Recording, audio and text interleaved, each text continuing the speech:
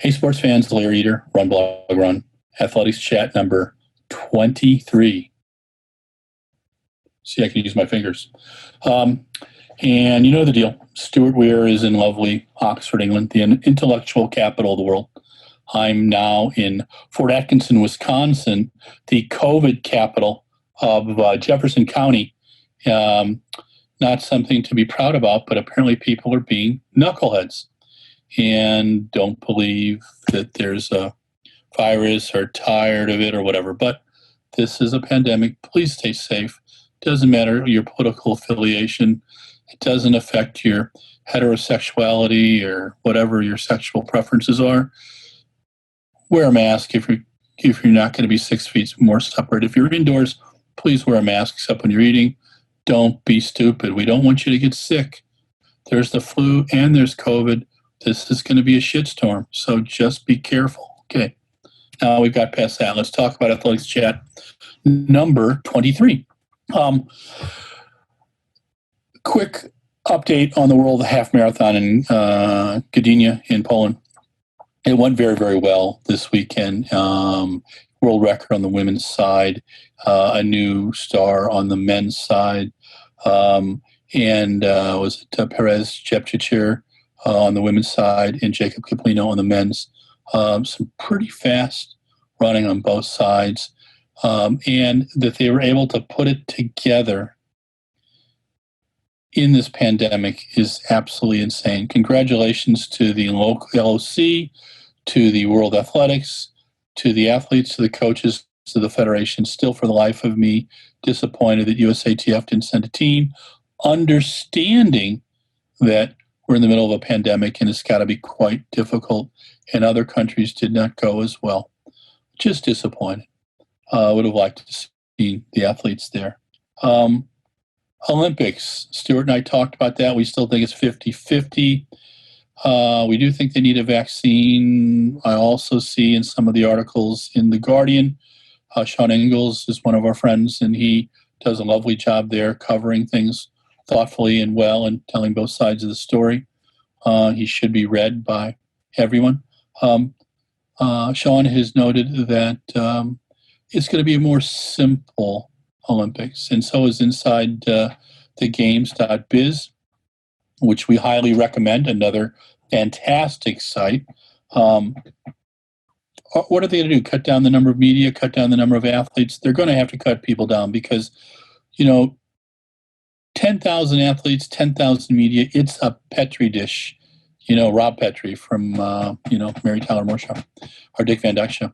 Anyway, so the deal is that you put people from 209 countries all together in stadiums and indoor facilities, you're going to get stuff passed around, and you're going to have outrageous numbers of positive cases, because also the athletes are in top form, and when they're in top form, their immune systems are down a little bit, and that's why people get sick during Olympics. Brendan Foster, 1976, the guy had diarrhea for the entire week before 10,000 meters. Not the way to prepare, and the guy got a bronze medal, so I should tell you how pretty awesome Big Bren is.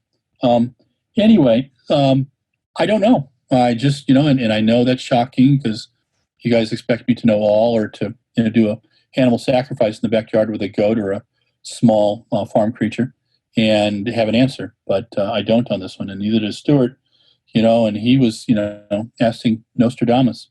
Okay, Commonwealth Games. We talked about the Commonwealth Games. Stuart's been to New Delhi 2010. He's been to Glasgow 2014 and the Gold Coast 2018. I was allowed in Glasgow in 2014. Tried to get into 2018, was too late, and it was probably smart because I had heart surgery at the same time, so that had been a rather complicated international incident. But Commonwealth Games are going to be happening in Birmingham, and two of the folks of the executive committee have resigned, and both were rather verbal, shall we say. One noted that he didn't think the executive board was really doing its job, and a few other less than stellar recommendations of the group. So budget issues, but as Stuart said, Everybody has budget issues when you put on an event, so get over it. We wish Birmingham, one of my favorite cities, and the place outside of New Delhi that has the most curry cafes and shops in the world. And I'll tell you, I would go to Birmingham just for the curry, but my buddies live there, and we can drink Cobra beer and walk the canals and all that kind of stuff too. And the city has, I think, almost as many canals as Venice. So just remember that too. So Commonwealth Games 2022, want to do that, World Championships and Europeans. So I've got to save some money up. UK Athletics, are they going to do indoor meets? We have no clue. They've obviously got some financial issues. They are reassessing their redundancies. Such a lovely British English term for trying to figure out how they can save a couple dollars and put the finger in the proverbial hole in the wall. So are they going to do Diamond League meet? They may not even bid on one, apparently. Some reports. I just think this is out of control. They lost a lot of money when they got rid of Fast Track, and I do think that's a big part of the problem. Changing in sponsors was also kind of bullshit too. What happens a lot of times when a new administration comes in, they want to put their own footprint on it. Well, you know what? Sometimes if things are working well, just stay the hell out of there and work on the things you need to improve. Now what they've done is they've put the sport back 4 or 5 years because there's going to be athletes who can't be funded. And quite frankly, British Athletics was doing some pretty damn good things. The relay pools make a ton of sense. And I think countries like the U.S., hint, hint, should think about it. So UK Athletics, we don't know about an indoor meet. We don't know about an outdoor meet.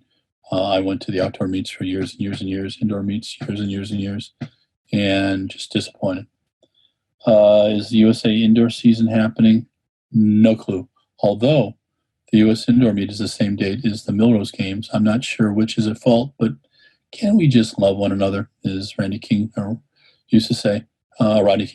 So can they just talk to each other, maybe meet in federation and figure a way that's good for the sport, good for the fans?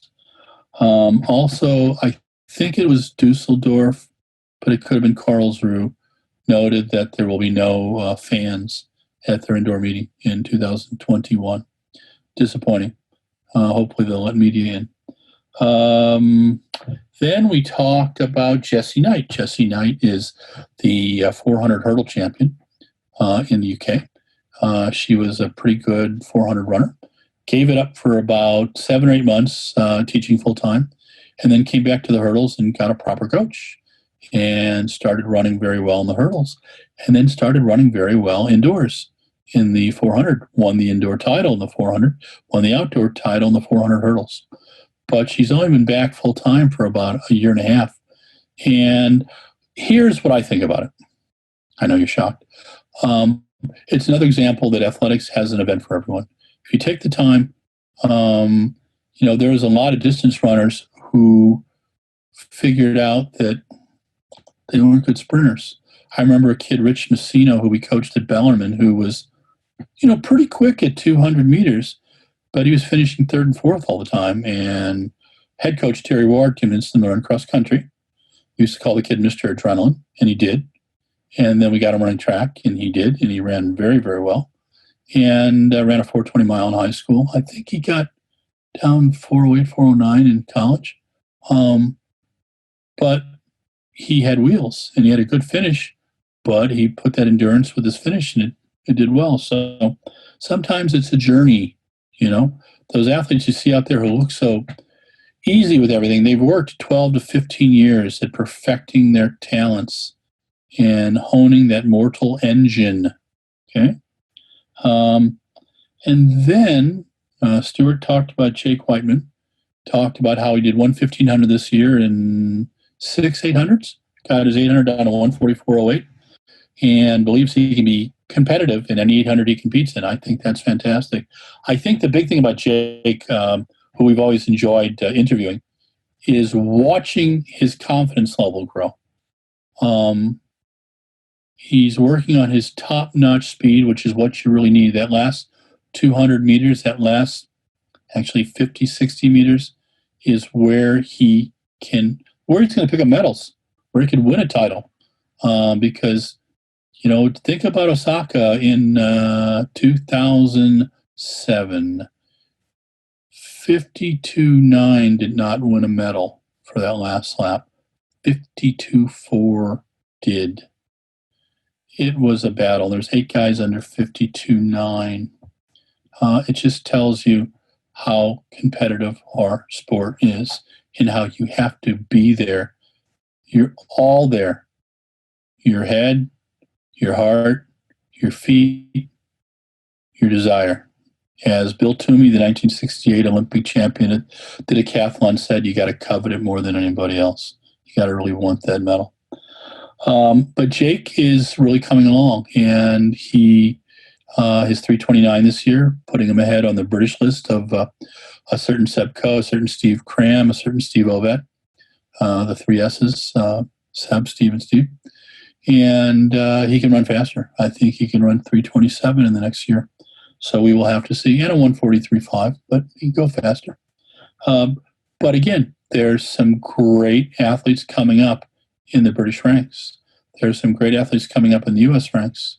We need to see a few more races.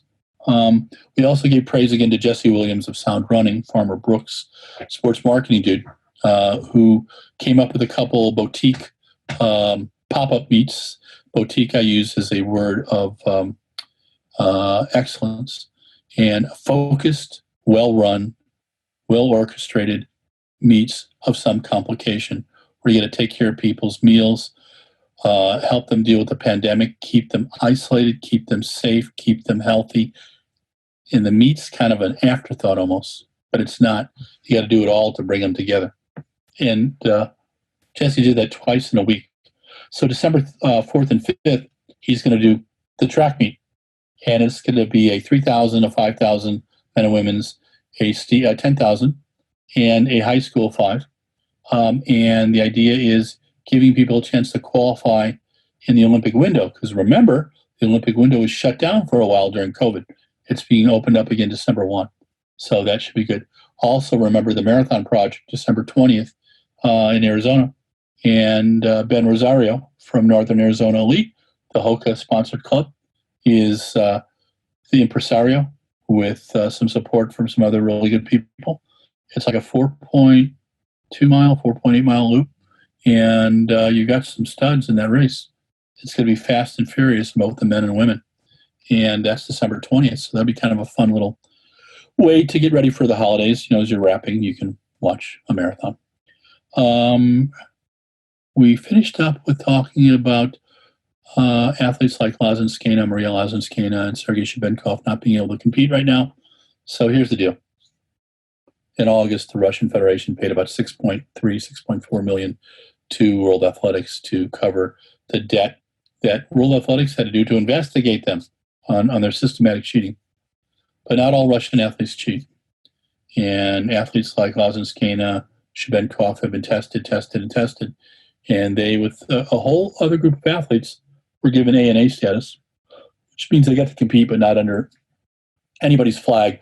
I recall in Doha, Shabenkov just wanting to just turn people off as they were asked about, aren't you sad about not being able to compete for Russia, blah, blah, blah, blah. And at the end of the day, he can't say anything because he can't win or whatever he says. He's got people hating him either way. So he let it alone. Lazinskaya came out against the Russian Federation, and she was really good at that. And I thought that I'd like to see them compete, so we'll have to see what happens there. And I think that's covering Athletics Chat 23 and all the topics we covered. Know that next Monday, Stuart and I will get together again for Athletics Chat 24. Thank you for listening. Thank you for watching. Thank you for your comments. And if you like us on Facebook, Instagram, and Twitter. It would really mean a lot. And then also, if you love us, subscribe on the YouTube to RunBlogRun's channel there. We've got a ton of videos. Not 2,000 pounds worth, but lots. So stay safe. Okay, it's getting to be cold around the U.S. It's 32 degrees in Wisconsin. We just left California where it was 103 last week. But in places where it's cool, you may have to go inside. Please keep that to a minimum. If you're inside, wear a mask, wash your hands, make sure the masks are clean. Don't be goofy. A lot of people getting sick. Wearing a mask does not attack your masculinity. It does not attack your political affiliation. Actually, people who wear masks are patriots because guess what? They're thinking about people besides themselves. Okay? I think one of our real problems is everybody's gets so upset with everything. And the truth is, if you think about others, you'll wear a mask. Because there's some people that are more susceptible than others. There's some people that are just healthy as can be, and God bless them. But there's other people like me who have heart issues, and you got to wear a mask, and you got to be careful. And I am. But I also ask you to be too. When you're outdoors, take the mask, put it in your pocket while you're walking, running, biking, stuff like that. If you get too close to somebody, wear a mask. There's a lot of people chattering around you, wear a mask.